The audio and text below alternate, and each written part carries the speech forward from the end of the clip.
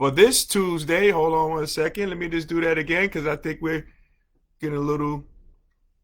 Let's see what we got. Hold on one second there, Jay. Let's see. All right. All right. Let's see. All right.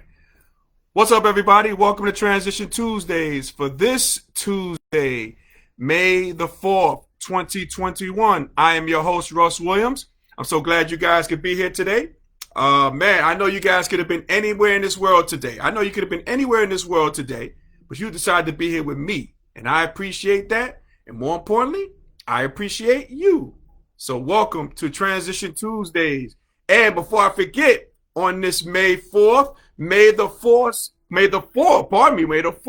be with you for all my Star Wars fans out there in the house. So, man, welcome, ladies and gentlemen, to Transition Tuesdays. We got an action-packed show today. I got a special guest that's going to join us shortly. But before we do that, just like to talk about my intentions for the show. And my intention is to give you the opportunity to laugh, smile, think, and engage in honest conversations about your life's transition. So that's what we do here on Transition Tuesdays. And speaking of honest conversations, I have my special guest on the line. Special guest, are you there, sir? What's up, my brother? I'm here. All right, you're here. Okay, good. Now, so let's do this, ladies and gentlemen. I'm going to bring my guest out the right way. I got this extensive bio. As my man Peter says, may the force be with you. I appreciate that, Peter. Hey, it's great talking to you yesterday too, Peter, man. Great conversation we had yesterday. Great talking to you, and I'm glad you're here today checking in on Transition Tuesdays. Appreciate that. So, here's the bio of my special guest. So, it's going to take me a while because this guy has an extensive bio. I can't leave anything out with this guy here. Now, my special guest is a Manhattan College Jasper basketball legend. He played at Manhattan from 2000 to 2004. He's an all-rookie team performer, and he made 3 all-tournament teams. Now, doing the research with this guy, trying to get his information, he told me he didn't remember the all-tournament teams because there's been so many, and he made 3 of those. So here we go on that. His team went to the NIT, and they won 2 MAC championships, and they also went to the NCAA tournament twice while he was playing at Manhattan College. He's recruited by Mike Malone, who is currently the coach for the Denver Nuggets. And a little sidebar on Mike Malone, I played against Mike Malone when he was at Loyola when they were part of the MAC conference. So I know Mike very well, man. Great coach. And my special guest played under the legendary coach Bobby Gonzalez. And he played with some legends, some Jasper legends like Lou Flores, #1 scorer in the history of the school's history at Manhattan College. Played with Dave Holmes, my man Dave, who was on Transition Tuesdays. Also, he played with Jason Wingate. Jason also was a guest on Transition Tuesdays, so it's only right that we have this man on. My man Kenny Minor was on that team. Love the legend. Justin Jaquette from Under Armour Finest right now. We got and Jared Johnson, one of my favorite glue guys on those teams, just to name a few people. And also, my guest has 15 years of experience in the banking and financial services industry. And he's currently a mortgage loan advisor at Highlands Residential Mortgage in Miami, Florida. And he is also the founder of Secure the Bag, a financial security networking organization that is centered around educating consumers in real estate and finance in South Florida. So, ladies and gentlemen, Transition Army, please help me welcome Mr. Jason Benton to the show. Jason, what's good, my man? Let me get you some applause going there. Listen, that's the best intro I've ever gotten before, so I appreciate the love, brother. Oh, no problem, man. I'm so thrilled to have you on as my applause button keeps going for my Jasper brother there. Absolutely, man, absolutely. Let's see who else we got here joining us. We got my man Sandy Asbury, my cuz. What up, yo? Welcome to Transition Tuesdays, my cuz from North Carolina. We got people coming out for you there, man. We got people coming out for you, JB, from Minnesota, North Carolina, the whole 9. You down in Florida? Let's go. Absolutely. Hey, so Jay, man, check it out now. I'm not, you check into the show, and I really appreciate you checking in all the time, man. Oh, we also got Tariq Thacker joining us as well, my man Tariq. Yes, what's up, Tariq? Triple T, as they call him there in Dratty Gymnasium. Well, JB, man, I like to make my guests feel at home, man. So I'm gonna play this day. I'm gonna play a couple of cuts for you, man. And this first song I want to play for you, man. I want to see if you can recognize this song. Maybe it might be something near and dear to your heart. So let me just rock this one here real quick. You tell me if you can hear it. Hold on 1 second. Secure the bag. It's a cold world. Bundle up. Better protect the bag. That's my man Chris. Yep, DJ Khaled. Yep. Let's see what else. I want to hear the chorus on this song. Let me hear this song. Let me hear this. Hold on. I like the Cure. Let me hear the chorus. Here we go. Here we go. Here we go. Here we go. 1, 2, 3, go.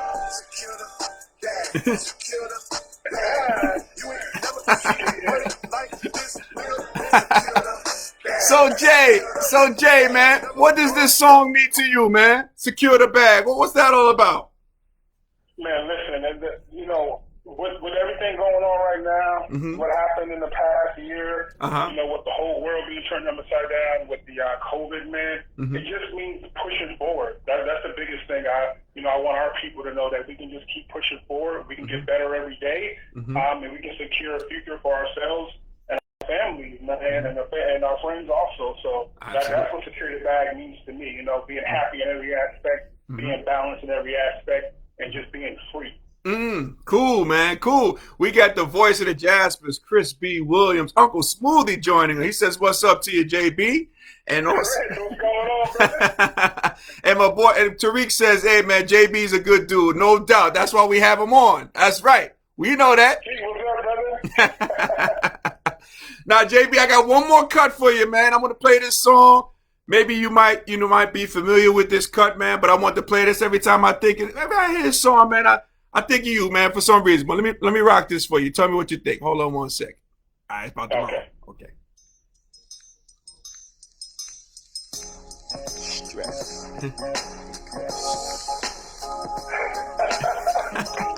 Can you hear that? You know who that is? Listen, bro, you singing in the bag right now. That's like my favorite song of all time right there. That is? I don't know it all. Crack the whole PM and third person, man. Y'all don't want to see it. Rehearsal, my people out of the Really? My favorite Jay-Z song of all time, my favorite rapper of all time, hands down, man. Really? Really? So that's your favorite cut of all time from Jay-Z? That's my number one cut of all time from Jay. Wow, I like Jay-Z. He's one of my favorites too. My favorite Jay-Z cut is like a B-side cut. It didn't get a lot of play, but my favorite cut is Where I'm From. That is my favorite. Of course. Yep, that is my. That's yeah. classic right there. Yep. I saw him perform it a million times too. Yeah, absolutely. Yep, but Regrets is nice too. Nah, man. All right. Good stuff. All right. Hey, so JB, man, I'm glad I can steal a couple minutes from you, man. I really appreciate it. So, like I always start the show, I always like to ask my guests, how are you and your family coping with these 3 pandemics that's going on? You got COVID, you got the economy, and you got the social injustice, in this country, in the hands of police officers, black and brown people. So, how are you and your family coping with these 3 pandemics right now? We're doing well. The COVID hit, out of nowhere, and it was a little tough, in the beginning. You didn't really know what was going on. You didn't know whether to go out. But my line of work, I was able to, cross over to Zoom. Okay. And still interact with my clients and still do business. And my business actually got busier during the COVID, to be honest. The kids, my family up north, my family in the south, everybody was healthy.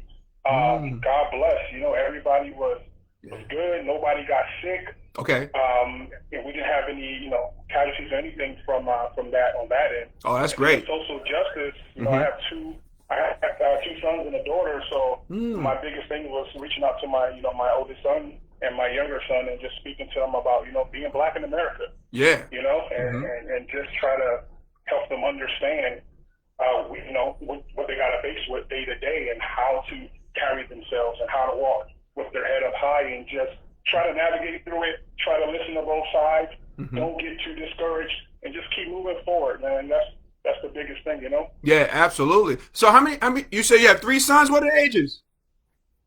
I have two. I have Two. a 19-year-old. Okay. I went up to maybe 15 actually in June, and my daughter is 11. She turned 11 in March. Oh, wow. That's great. God bless you on that, man. That is cool. Man. We got Nettie. Hopefully I'm pronouncing that correct. She says, hey. So, hey to you, and welcome to Transition Tuesday. We got a newbie here. I love it. What's going on? So, hey, man. So I want to take you on a trip, man. You know, JB. You know, like your playing career, and after you finish playing ball and everything like that, what you're doing now. So, you know, I know you're originally from New Haven, Connecticut, right? Originally from New Haven. Okay, so were you like born and raised there in Connecticut, or? Yeah, I was born and raised in New Haven. Okay. Quincy Project. Okay. You know, Elm City. Love the city. Love the state. Nice. Okay. Nice. So, how was it growing up for you, man? You got any brothers and sisters? You come from a big family, small family? Yeah, I come from my father's side of the family is pretty large. My mother's side of the family wasn't too big. But yeah, I have two brothers and a sister. Okay. I grew up my mother's only child. Okay. Nice. Okay. So I grew up in Quincy Projects and New Haven, you know, and it was a decent life. And I tell people all the time, I always think about what Dick Gregory said growing up. I didn't know I was poor until I got older. You know, you was just living. You know, you growing up, just living. And as you get older, you know, a lot of violence growing up in New Haven at the time. Living where I live, one of the biggest projects and dealers in the city. There was a lot of violence, you know, but you know, we was able to navigate through that with our parents and our friends and, you know, the OGs in the hood growing up with them, and they showing us and guiding us as much as they knew how. But it was normal. I mean, it ain't normal to me now. Right. Even an adult, like, what the hell? Excuse my French. But back then, it seemed pretty normal. Yep. Absolutely. Yeah, I'm with you, man, because I was born and raised in the projects in New York. And again, I lived there till I was 9, and I had a great time. I mean, the people were good, the whole 9, you know. And like you said, it's like normal, like Dick Gregory said, you know. Yeah, you do grow up like that. It was a special time, and I, you know, just to circle it back to the social injustice and the way people feel about black people. I always tell people who never grew up in that place, I'm like, you really don't know black people because you looking at TV, not growing up there. Majority of the people are great, hardworking people, you know? Yep, absolutely. That's true. Yeah, man. So I know you played basketball, wound up playing ball, but did you play other sports when you were younger too in Connecticut? Yeah, I played baseball. It's funny. You played baseball? What position you played?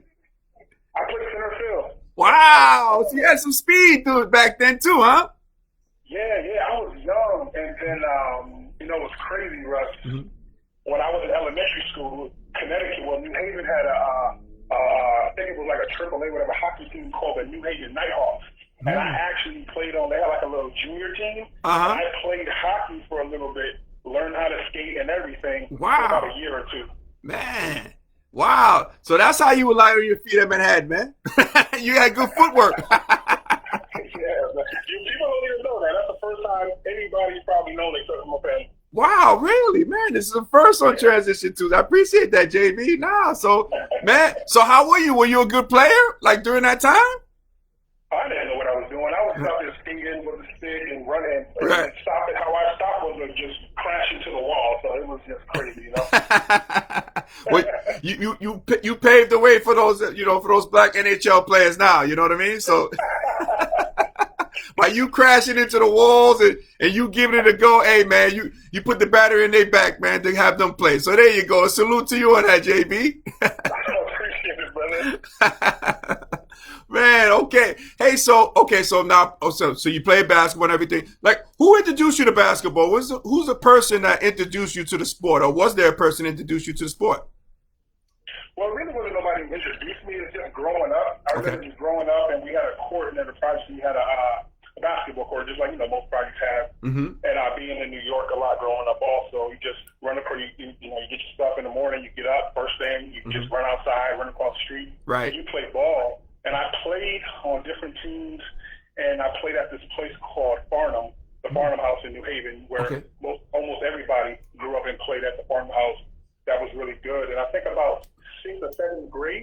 Okay. when I started playing organized basketball. Wow. Okay. So did you like fall in love with the sport when you first played? Was it one of those type of deals, or did you like gradually grow into liking the sport? So I'm gonna tell you something else. The first time anybody probably ever heard this also. Okay. I always liked basketball a lot. Mm. I never truly loved basketball. Gotcha. Wow. Okay. So it wasn't a love affair for you. It was like a like affair, right? It was something I was good at, and I let it carry me. I wanted to get out to where I was from. I needed, I wanted another path, and I thought this was the best route. And I enjoyed the people more than the actual sport. So just being with the fellas, hanging out, and traveling around the country, playing AAU, and it was just great. I see, man. So, all right. So you had the good experience, the travel. You know, it wasn't a love affair, but it was a like affair. You would take that, you know what I mean? And I appreciate your honesty too, man, because a lot of cats who play, they love the game, and some guys like yourself who play, they extremely like the game. You know what I mean? It's not like one of those deals. So, that's a cool thing, man. That's definitely cool. So JB, so you're playing basketball and everything like that. So you're into high school. What high school did you go to, JB? I went to Wilbur High. Wilbur High, okay. Anything that name, that school name sounds familiar. Any like great players that went to your high school that played on the college and pro? Because Wilbur sounds so familiar. His jersey is retired actually in the New Jersey Nets arena. John Williamson, the greatest basketball player to ever come out of the arena. Super John Williamson. Oh boy, yes.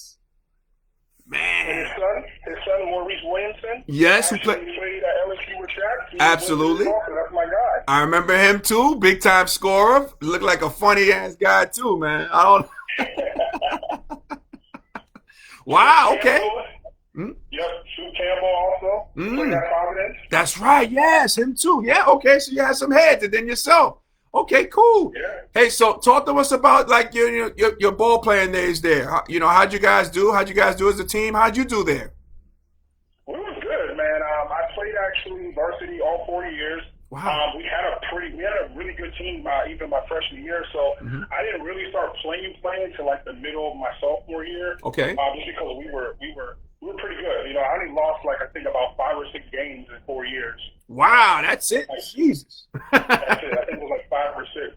So we was really good. We never got a chance to win a state championship. Once I started playing my sophomore year, I started starting, and then after that, I took off.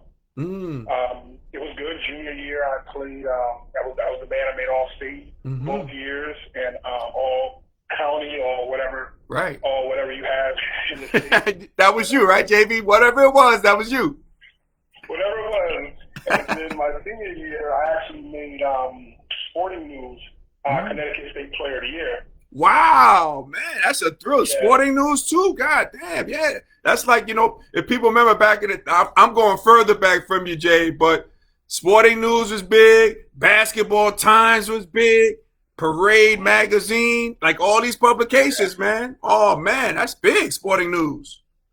It was dope. But my joy in high school, hands down, was my AAU team.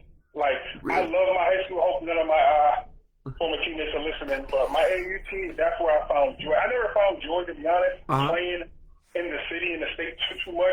Because when you want to really know if you got game, you play around the country. You play against people you've never seen before. And you travel. Absolutely. And you ball. Yeah. And Connecticut Select, we were a powerhouse, man. Those 2-3 years, man, it was fun going out there balling. Man, you remember your teammates who was on the team that went on to play college? Yeah, we had the biggest one was Ryan Gomes. He played in the NBA. Oh yeah, from Providence, right? Yep, we played at Providence. Yeah. And him, my teammate Louis Bosley. We had a bunch of guys from Hartford, Kendall. I think it was Kendall Williams, Nolan McBride. We had my boy Trevor Franklin who also played with us. Wow. Mark Jackson. Jesus, who else? I apologize. Wow, the Mark Jackson that went to Temple, that one, right? Yeah. Okay. Yeah. Wow. Man. We had no. I think Mark. I think Mark was it Davison? I think. Oh, I know you're talking about. Yes. Yes. Yeah. Okay. Plus we had Izzy. We had a bunch of. I don't even remember everybody, and I do apologize for that. But we had a squad, man. We came in second in the national, third in the national. 1 year down in Orlando at Washington Sports.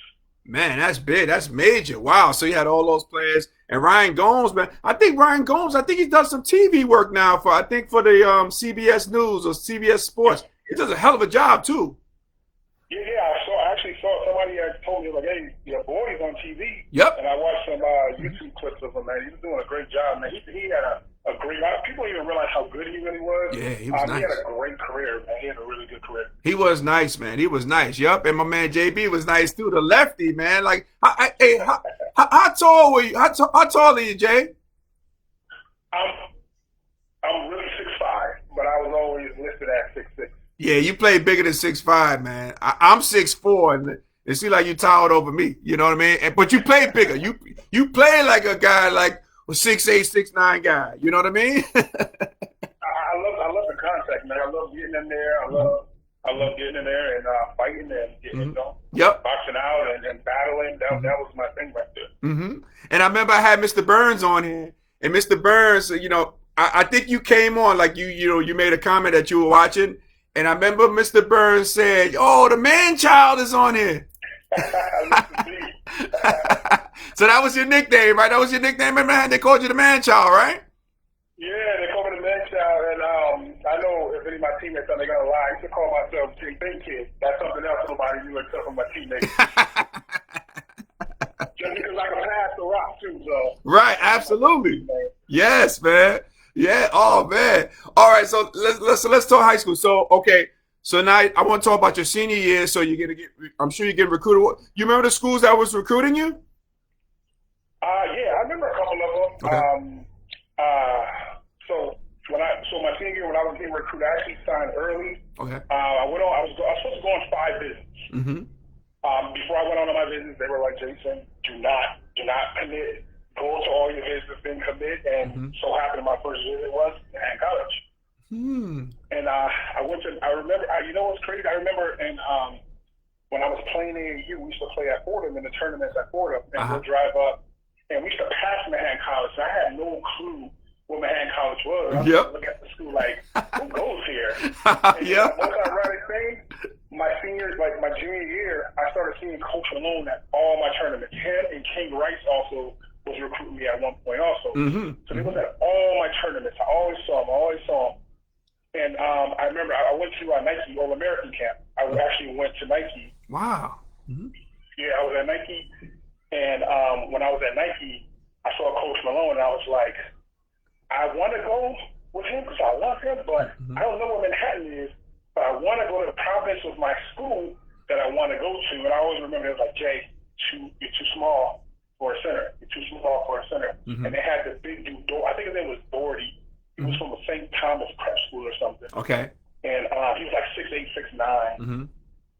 And so they was like, hey, I forgot who was the coach there, but he was like, hey, we want to go with the bigger guy. Right. So I had Manhattan, Duquesne, LaSalle. It was 2 other schools. I can't quite remember. Wow. Okay. The 2 other schools. And then I went to Manhattan.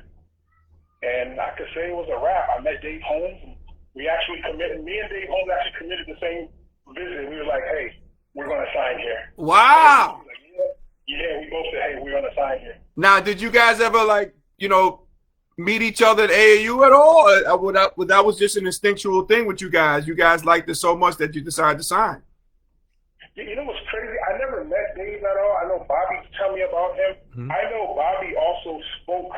He was speaking to, I guess, my uncle and my uncle and somebody else. He was trying to convince me to look into Oak Hill. He was like, "You should go to Oak Hill. You shouldn't finish your senior year in high school. Right. You should go somewhere else. It'd be good exposure for you." And I ain't gonna lie, I thought about it because a lot of schools were basically saying, "Jay, you should do this." Yeah. And I was like, you know what? I thought about it, and I was like, I love my teammates. I'm gonna go back, and finish my senior year. I was gonna win a state championship. Man. All right, man. Okay, so I always ask everybody this question, man, and I get different answers, but because it's funny what you're saying, like, you passed the school and you was like, what the hell is Manhattan College, this and that. But I gotta ask you, JB, because I ask everybody and I get a different response from everybody. Like, but why did you wind up at Manhattan College? I know Coach Malone had a lot to do with that, but But like, how did you wind up at Manhattan? To be honest, my AAU coach Wayne Simone, he told me what they were building there. He basically said, "This is what they're building." Darrell Brown, who I knew, I knew him and his father.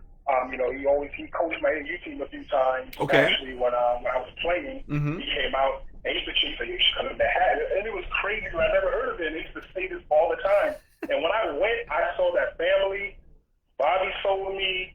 Coach Malone sold me. I met Dave. I see what they were building. Like he wasn't talking like, "Oh, I need you," or "I need you to." He was like, "Yeah, you're gonna be a part of something great." And so I saw it, and I was like, I don't want to go to a school that's losing. I don't want to be in a school that wins 5-6 games a year. Like, to me, that didn't make any sense. Right. And I saw what they were doing there, and I was right. You was spot on, man. And like I tell people all the time, like players like you, Jason, man, it's like there's like glue guys. Like you like were a glue to that team. Like without you, like, you had Luis Flores, mind you, whatever, all these other great players. But guys like you, if you don't have guys like yourself who do the dirty work, but also can play the game as well, the guys like you, man, come down, they don't come along often, man. And they create the greatness that we saw, when you were at the school. No, definitely. I think a lot of people, they probably don't know this either. We genuinely loved. There was no bickering back and forth. We loved each other. So me, Dave Holmes, and Jared used to argue about the time who was going to start because none of us wanted to start. We all loved coming off the bench. Really? Yeah. If you ask them, they'll tell you. We were like, "Oh, you're going to start. You're going to start." We used to tell Coach, "Have them start." Because we loved coming off the bench, and we knew we was going to play the minutes anyway. Right. And just, we were just trying to win. Yeah, absolutely, man. Hey, so speaking of Bobby Gonzalez, and I tell you what, JB, if you have his number, or if anybody out there has Bobby Gonzalez's number, I got to get him on Transition Tuesday, man, because I've heard the great stories about Bobby Gonzalez, maybe not so great stories, but I want to have Coach Gonzalez say his piece on Transition Tuesdays. But how was it like playing for Bobby Gonzalez? Now, again, I asked many people about it, and I get different responses, but for you, JB, how was it playing for Bobby Gonzalez? It was just tough, man. Yep. It was, I think the tough part, and I don't know what anybody said because I haven't heard it. I read an article years ago somebody sent to me actually about a couple of my teammates. And I think it was New York Post or Times, whatever. But it was extremely difficult playing for him. Like it was just difficult because you didn't know whether he really liked you or he liked anybody. It was always a tyrant, like 100 miles an hour all the time, tyrant. But looking back on it, I mean, I never had a problem. We got into a couple, me and him got into a couple of, scuffles and arguments throughout my 4 years there. But he can pull it out of you. He was a good coach. He can pull it out of you. He'll get you so angry, you're ready to go out there and rip the other team's head off. he was able to push you to that limit all the time. And it was good because having that structure and having that discipline, I think it was good to a point. It helped us grow as a team, like rapidly. I mean, I think my sophomore year, because we'll probably get to it later, I still had an extra year left at Manhattan that I decided not to play no more. But he just rapidly put us on the national map. Yeah. It was that discipline, it was that craziness about him that did it. But I think he held us back a little bit too, coaching dribble by dribble, because if we were able to just go out there and play a little more, right, I think he would have got more out of us.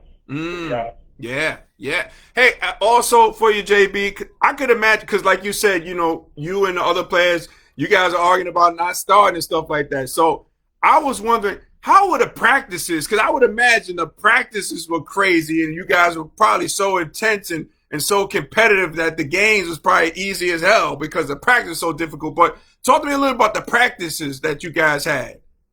Oh, 100%. We battled in practice. I mean, Dave was my guy, but we went at it. Jared was my guy. We had a bunch of other big men that come in. We were going at it. Lou would get his head ripped off. Yep. Lou, you got to play defense in practice, bro. You know what I mean? We were going at it, and that just made everybody that much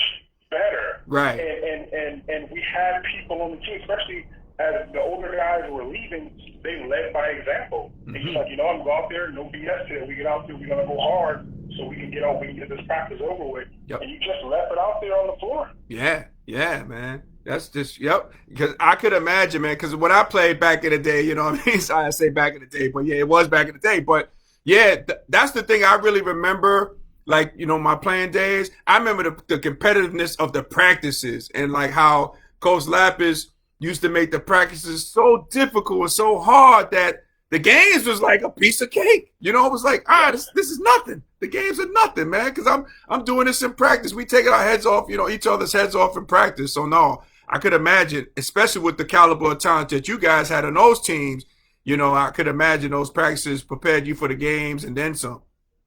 Oh, man, I don't even think we really got tired that much. I mean, we ran so much in preseason and then practice. We always practiced 2 a day. It used to get crazy sometimes. We'd go in the morning when it's light, have breakfast, and we're leaving and it's nighttime. Oh, man. So it used to be crazy sometimes, but it was worth it. I can truly say I miss those days. I miss the guys.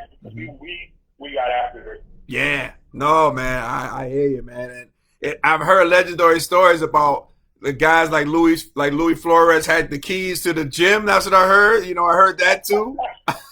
I heard stuff like he's shooting 1 or 2 in the morning, and then he's shooting like 5 or 6 in the morning. Then he's going to class, and he's coming back. I've heard some legendary stories, man.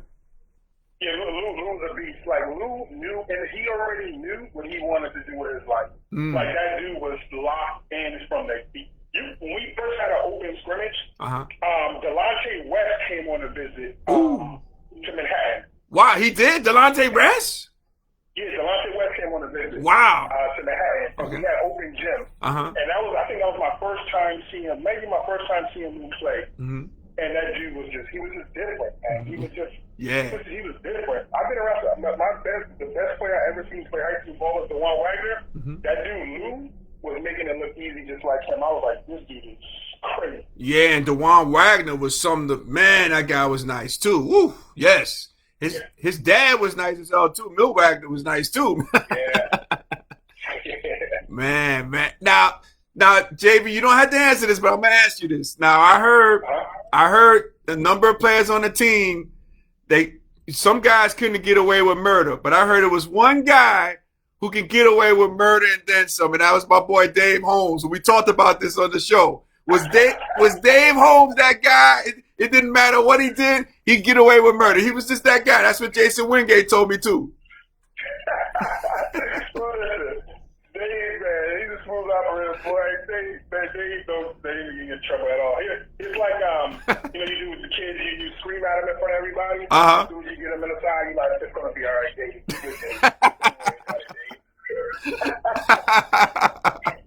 Yes, I've heard the story. And he told me on here, he's like, he said, I got away with a lot of stuff, some stuff, this and that. But I know he was being totally modest about it because I heard he was getting away with murder. And that's a good thing. Hey, man, somebody got to do it. Sometimes you have, the Larry Brown thing, and we're going to treat everybody fairly, but not equally. Right. It was just some of us on the team, you put in different work, you're not going to get treated the same, man. It is what it is, Dave was one of those guys, too. That guy showed up, Yeah. He showed up all the time, so there's only so much trouble people are going to get into. But some people who are on the bench, BG went after hard. Yep. He went after really hard. Yep. Definitely, man. Definitely, man. Oh, man. Hey, so JB, man. Manhattan, life in Manhattan. So, how was it, man, winning back-to-back MAC championships, man, and going and winning a game in the NCAA tournament? But let's talk about like that first MAC championship that you guys had, man. Talk to us a little bit about that. So when we lost the first year, we lost to Fairfield. I think we lost to Fairfield, and they went to the NIT. And it was just an embarrassing loss because we dominated that year. I think we had the longest win streak in the country at one time. Yep. I think we led the country in free throws made the free throw percentage at one time. We were killing it, man. And we went to that tournament, and we stunk. We were bad, man. Okay. And we went to Villanova, and we played We played hard, man. We could have beat Bill. I actually got hurt that game the first quarter. Oh. And I didn't play after that. It was like the first 5 or 10 minutes or something. I got hurt. Okay. And when we played Villanova, we came back, and I don't even think we took time off for it. I think we took a week off, maybe a week and a half. And when I say we got at it, everybody was like, "Hey, we're gonna take this conference over." And everybody was focused. And after that summer passed, we got back in the gym, and it was just on from there. Yeah, man. You remember how many games you guys won that year? A lot, right? I think that year, man, I don't have my rings or nothing out. But I like that flex too, JB. He says I don't got my rings out. Plural. I think we were like 27-4 or something. I don't even remember. I know we only lost a couple of games. Right, man. That is amazing, man. It was a tough year we went. We went. I have no idea. Man. I remember that year. Wow. But how was it to win the championship for you? Oh, the MAC. That was special. That was just special because Travis Lyons was on the team at that time, and I remember they talked to us. They had all the pictures of the ring, the last team that won, in the locker room, and we were just sitting there the whole season like, we got to get this, and we went. I think we stormed through that tournament. I think we blew everybody out, to be honest with you. Yep. I think we destroyed everybody. And we went to, once we got there, it was great. We were like, you know what? It's a good feeling, but we got to win a game. Right. To be relevant. Yeah. Syracuse. Yeah. Hey, so that game in the NCAA tournament, who'd you guys lose to in the tournament that first year? Syracuse, we lost to them. Oh, that's right. With that was Carmelo's rookie year, right? Yeah, that was his rookie year. Yep. Yeah. Now I've heard stories now, JB, that they said Kenny Minor got the blame for that loss for some reason. I've heard that. Now, is that true? What's going on with that? With Bobby Gonzalez? That's 100% true. Kenny was his boy, and Kenny threw the game because Carmelo was his boy. They grew up together. He got no blame for that one. So Kenny had to eat that one. Wow. Why did he have to eat that? Because he grew up with him? That's why? Yeah, so what happened was this, right? I think this is probably what happened. We were practicing. You know, you practice before the tournament. The TV cameras and everything are there. And Kenny, we was in the hallway leaving, and it was like a Cinderella story. Kenny was at one end of the hall, Carmelo was at the other end, and they came together, and the cameras were following them.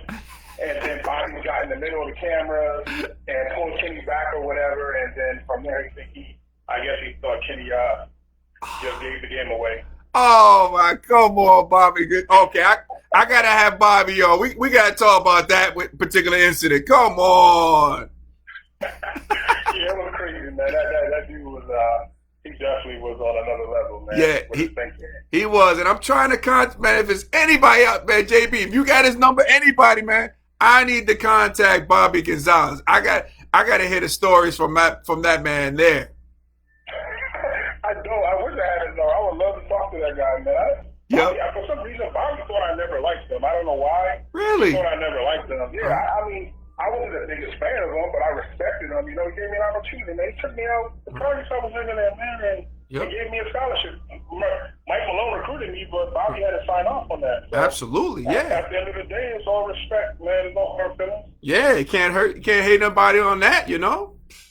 We did some great things together. We really did. Absolutely, man. Yeah. So that next year, man, you talk about great things. So you guys win the MAC conference again, right? So back-to-back championships, and then you go into the NCAA tournament. And who do you guys beat that first game? So that next year, just to go back a little bit, next year when we lost to Syracuse, there was blood in the water. It was like, we going crazy. And I think that was my actual senior year. Right. We won all the tournaments. We won a holiday festival 2 years in a row. Yep. We went to Milwaukee. Remember I don't know if they still do the Bracket Busters. So we played in the Bracket Buster against Bruce Pearl against the team in Milwaukee, Wisconsin. Right. I remember that. Yep. And we beat them, and we should have definitely been ranked that time that year. Yeah, I remember. Yeah, I remember that run you guys had. Absolutely, yo, beating everybody, man. Dratty packed as hell.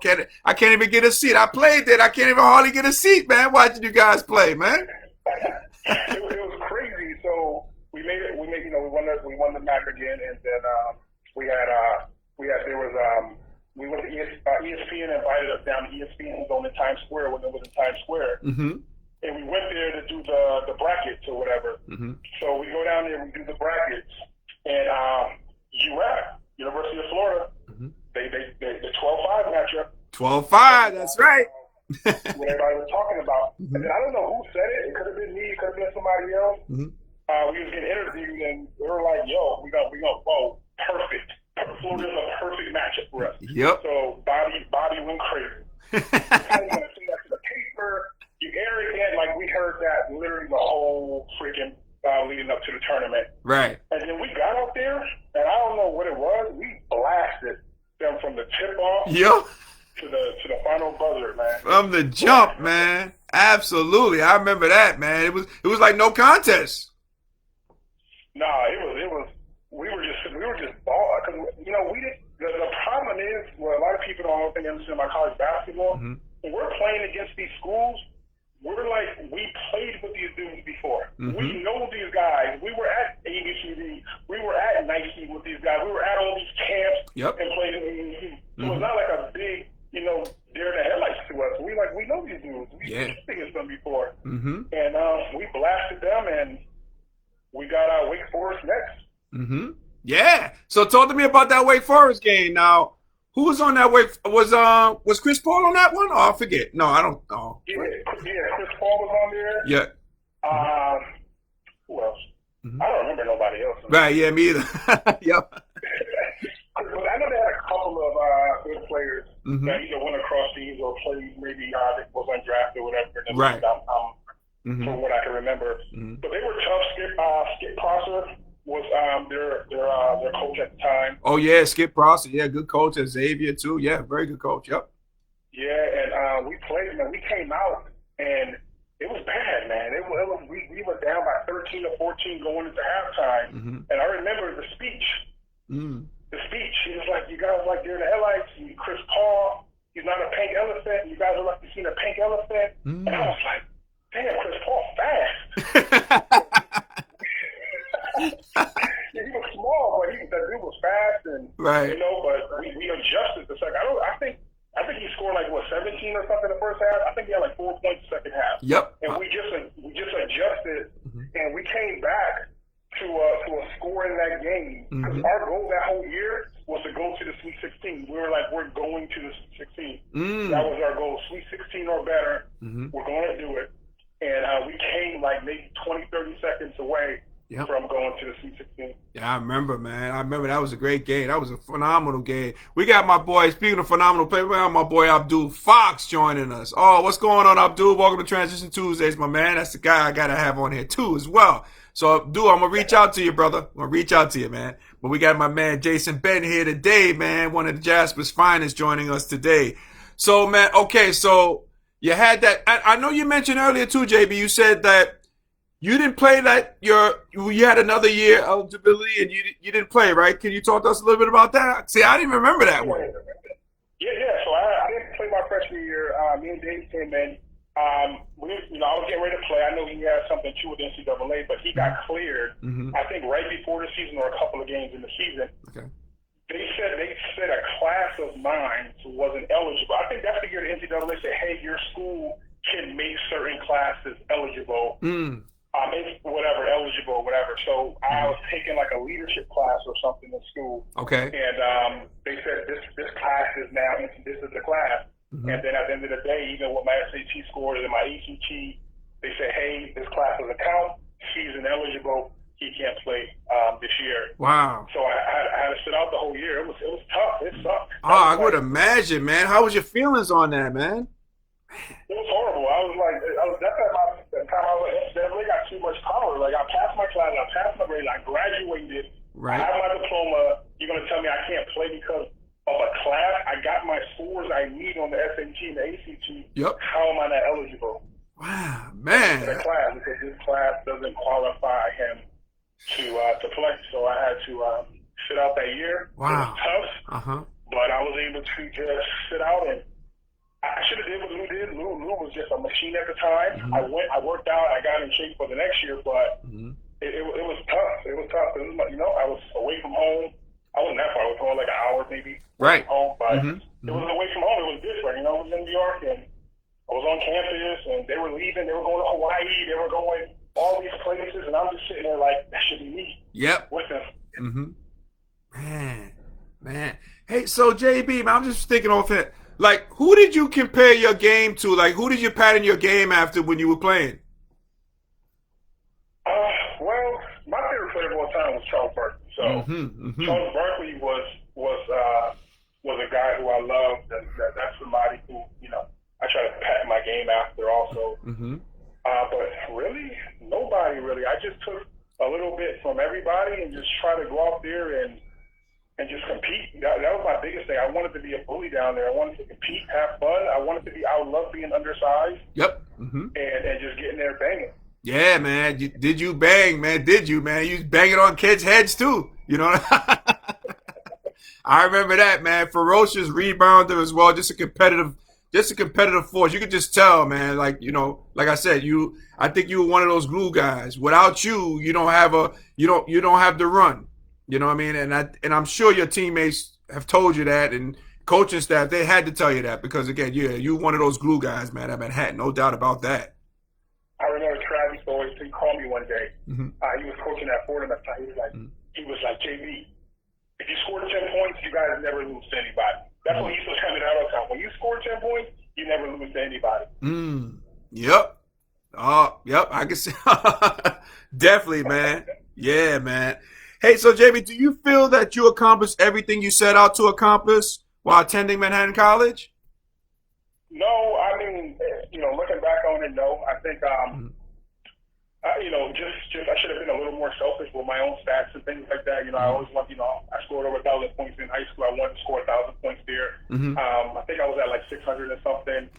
But, the team, once that year, Lou graduated, Dave graduated. Yep. I think somebody else graduated. It was, it would have been my time to be one of the leading scorers on the team, and I could have got my 1,000 points. But that and just, winning more NCAA games and being ranked. Those are my two things. Sweet 16 or better, and being ranked. Yeah.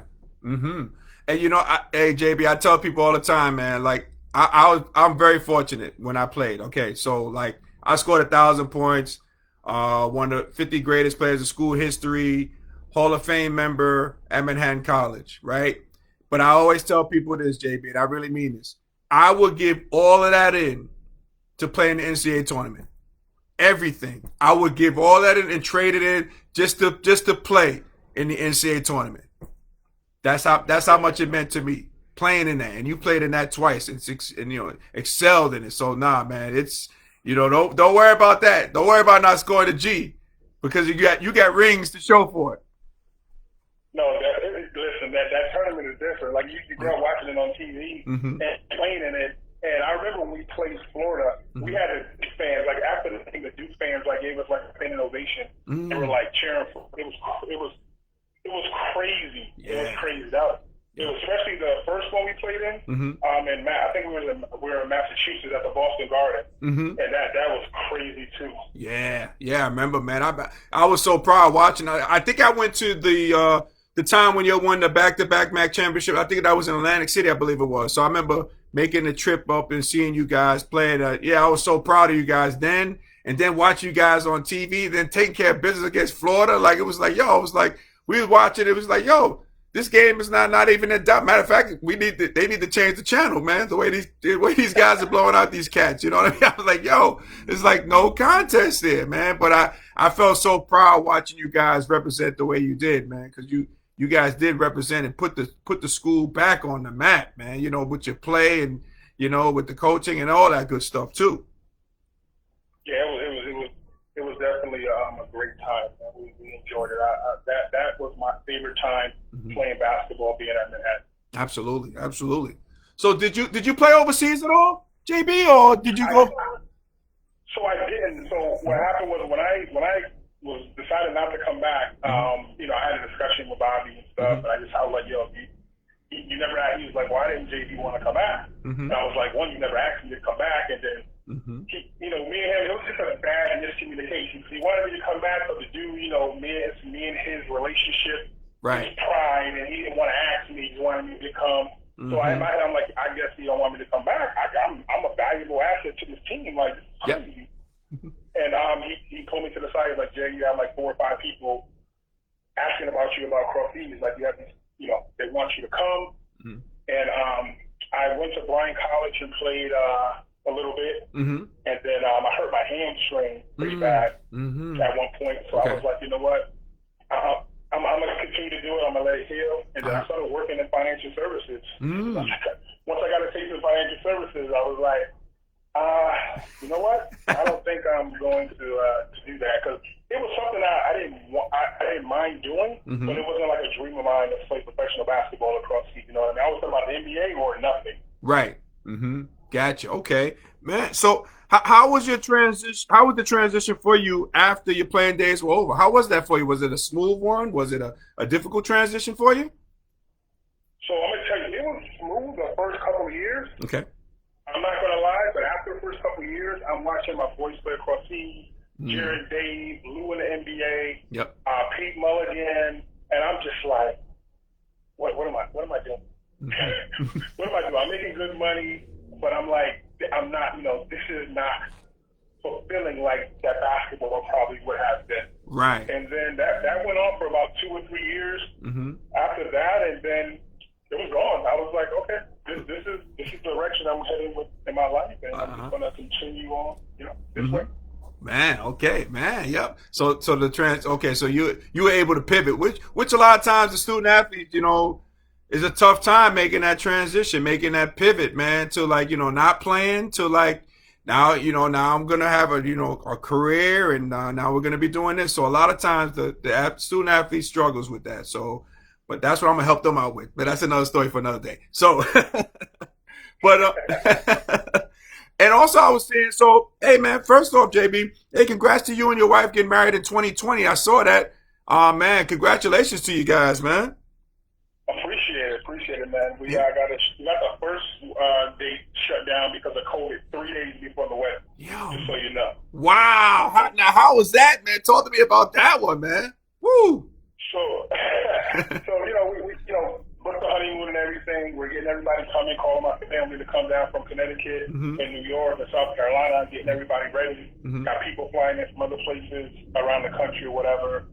And the pandemic hit early March or something like that. February, March, we started hearing about it. Yep. So, we started thinking like, no, this is not, this ain't going to get that serious. Right. 2 weeks and we done, 2 weeks. Exactly. So it started getting worse and worse. So my family members in Connecticut, my aunts and my sister, and a lot of them there, and my cousins, they're nurses.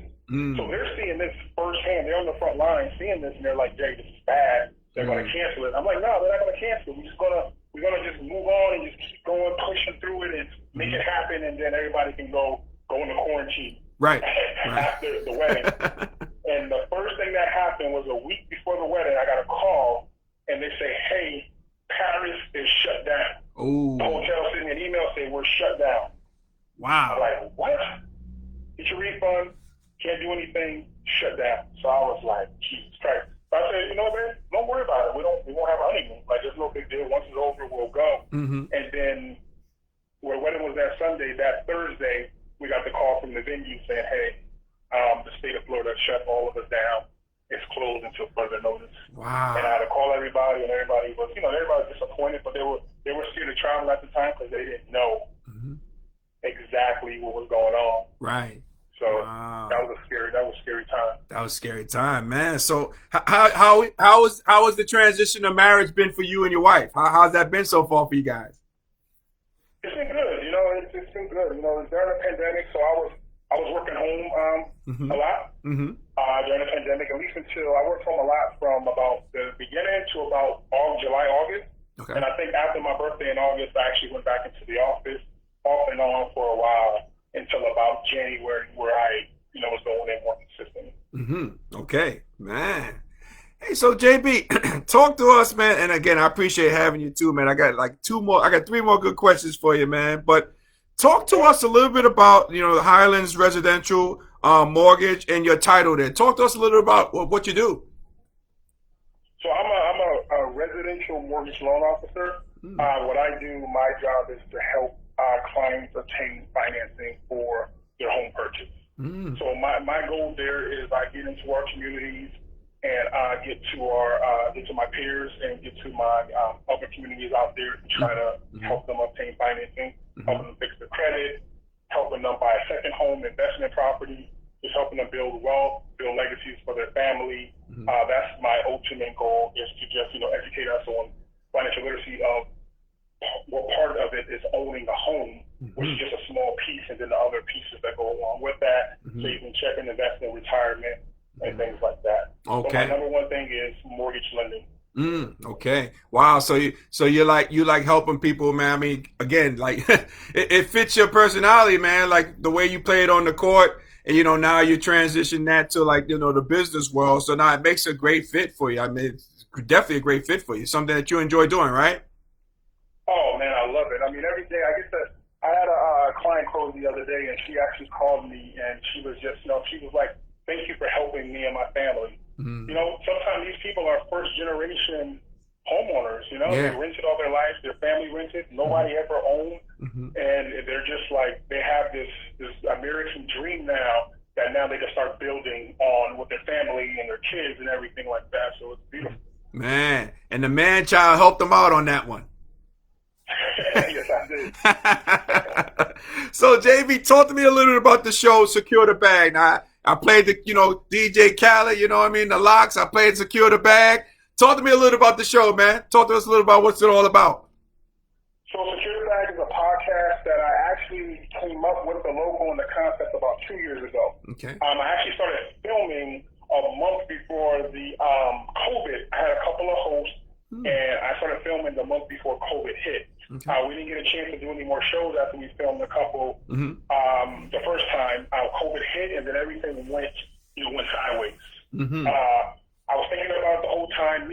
When I do my vision, I write everything down. I have a vision board that I do every year. I write everything down. So I don't do a lot of thinking without putting it on paper. Right. I was like, okay, this is what I want to do. This is how I want to do it.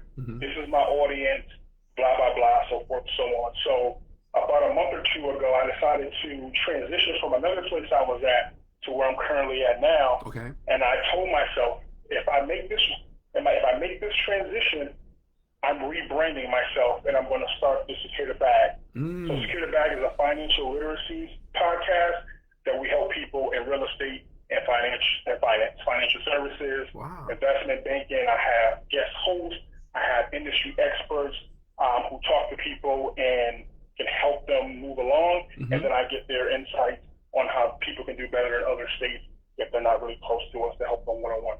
Wow, that's great. That's phenomenal, man. So are you on the podcast as well, Jace, too? Yeah, I'm on the podcast myself, and I pick a guest. I'm going to be doing some individual stuff coming up.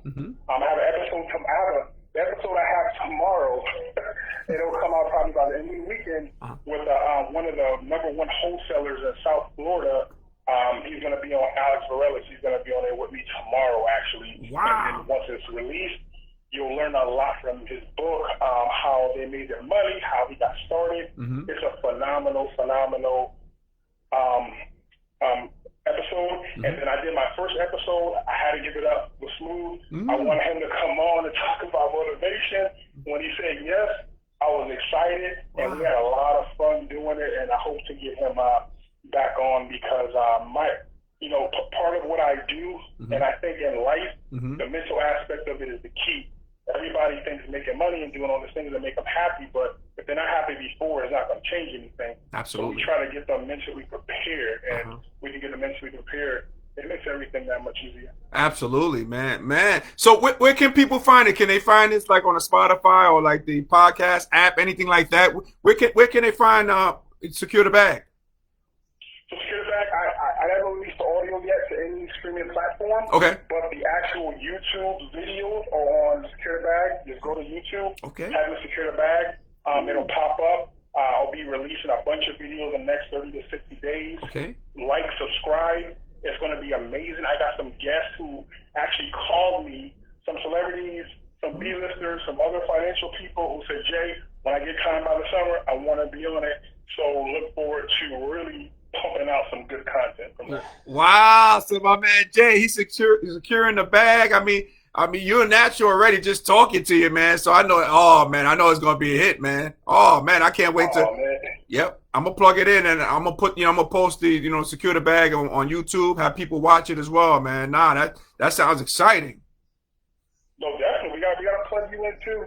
You gotta come on the show, Russ. We gotta get that knowledge, man. We got to, man, because it's about spreading the information, and that's the number one thing in our community we lack. Yep. It's information. Some people say, hey, those people are lazy, and it's like, no, they're not lazy. They just don't know. They don't know what they don't know. That's and right. Once you tell them, most of them probably won't do it. But guess what? If you can get 1% of those people to start doing it, that's 1% more we have in our communities growing it. And Absolutely. they pass it along. No doubt, man. No doubt. I would love to come on. Absolutely. Yeah, we'll do.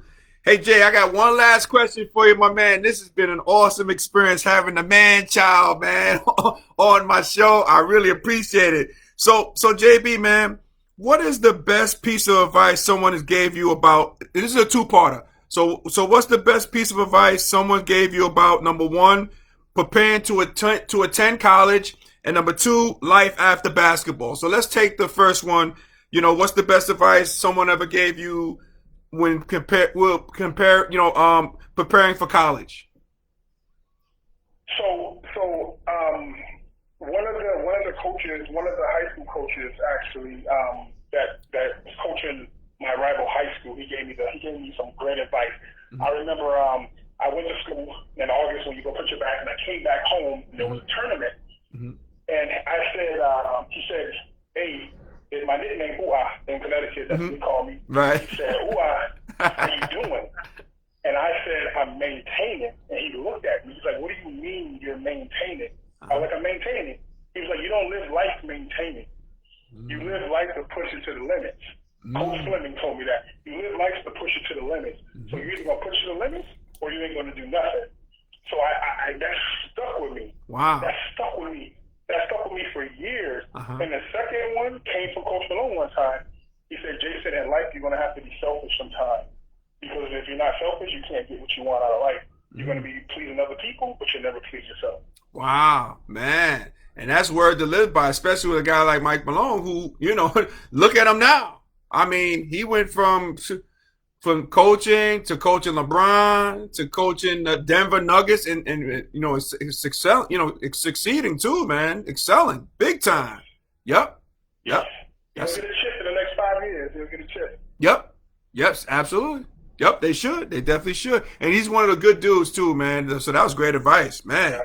Man. So do you use that same advice like for life after basketball as well, right? I would imagine you apply those same principles as well, right?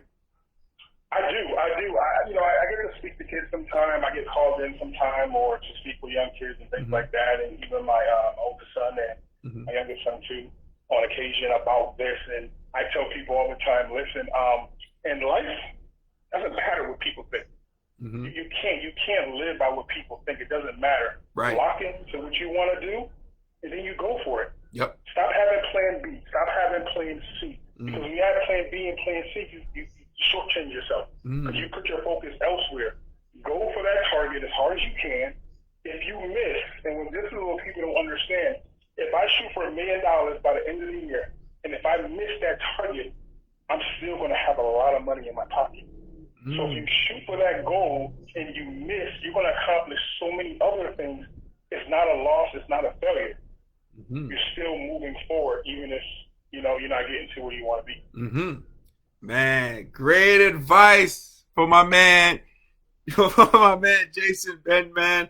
The man child, JB, man. I appreciate. We're gonna end it on that one, man. I appreciate that. Hopefully, people got the information. Like you talk about, information is key.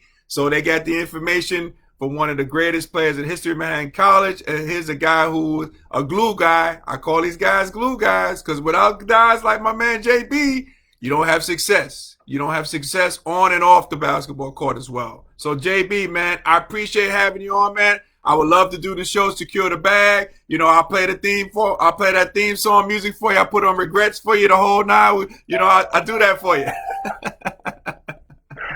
appreciate you, man. Thank you. I hope people got a lot out of it.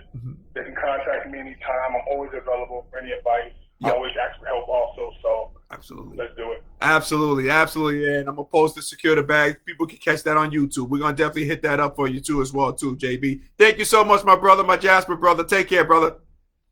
You too, brother. Be blessed. All right, take care, man. Okay, bye. All right, my man, Jason Benton, the man child, man, dropping jewels, man, jewels, man. Just a good dude, man. Just a good brother, man. Just a good brother there. Man, so ladies and gentlemen, if we were able to make you laugh, smile, and think during our broadcast, my good friends, you have accomplished something major today. So celebrate your victory. Celebrate your victory, as I'm gonna put on my theme music here, if I can secure it and bring it up. Where are we? Okay, 1 second. We're going to rock this here. Oh. Yes. All right. So, ladies and gentlemen, Transition Army, thank you for watching Transition Tuesdays each and every Tuesday. Again, you know, I post the shows, past shows. You can check it on the YouTube channel. Transition Tuesdays, okay? If you're not following, you need to follow me. What's going on? You need to follow me, okay? On Instagram at rwilltransitions with an S. rwilltransitions with an S. Join me there on Instagram. I want to give a major shout out to my man Jason Benton for coming on today, dropping jewels, man. Guy, very successful guy on and off the basketball court, doing great things for his community and doing, you know, great things for our, for our people, man. So it's really great to see, man, my man Jason. Thank you for coming on today, Jason. Appreciate you, my brother. So as we say in parting, happy transitioning, and we'll speak to you soon. Take care, everybody. Peace and love.